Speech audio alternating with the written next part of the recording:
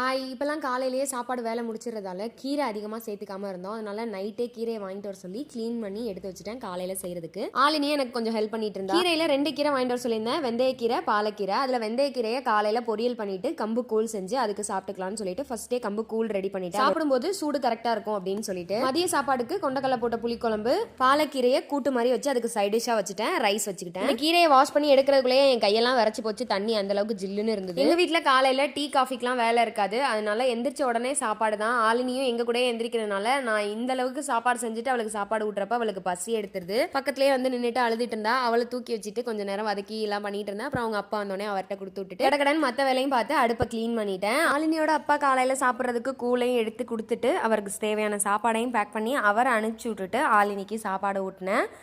First என்னன்னு எல்லாத்தையும் பார்த்துட்டு தான் திம்பாங்க மேடம்.